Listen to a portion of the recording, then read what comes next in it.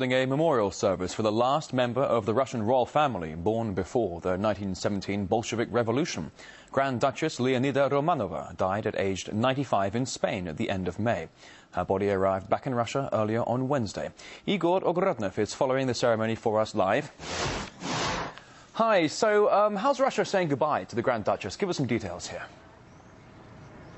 Well, as usual, these events, which are linked with the monarchy, bring a small but very passionate minority of people who are commemorating the life of the Grand Duchess.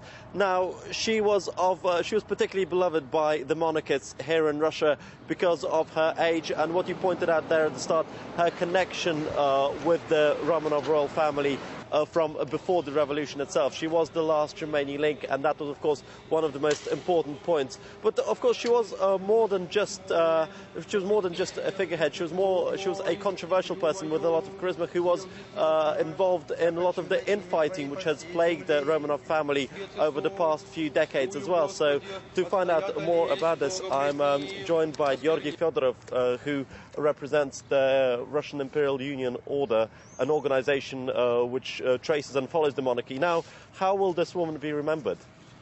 Well, the most important thing she's going to be remembered for is because she's the last person of the royal family to be born in the Tsar's Russia and lived in Soviet Union for 10 years and actually finished her schooling in Soviet Union.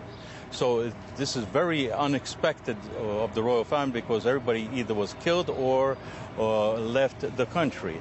Like, for instance, her future husband, who was born in Russia. Finland at that time was part of Russia, but who was then later on in exile, in immigration.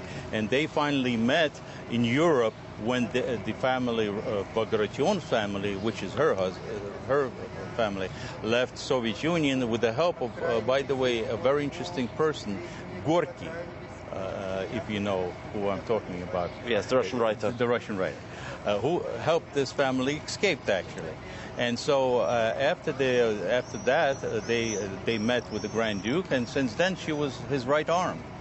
But, of course, her royal status has been debated by some parts of the Romanov family and by the press as well over the past few decades. Of course, that might be a little bit forgotten now, but can you just remind us of the controversy? Absolutely. Well, the controversy is about the people who really don't know the laws of the succession. Many people mention that, well, she's not a rightful person for him because she wasn't of royal birth or something, which is ridiculous. She was a daughter of the head of the Georgian family, royal family. This is the oldest Christian monarchy in the world. It's the oldest, there's nothing older than that in Europe. So she has every right to be the wife of the Grand Duke Vladimir Kirillovich. There is no question about that.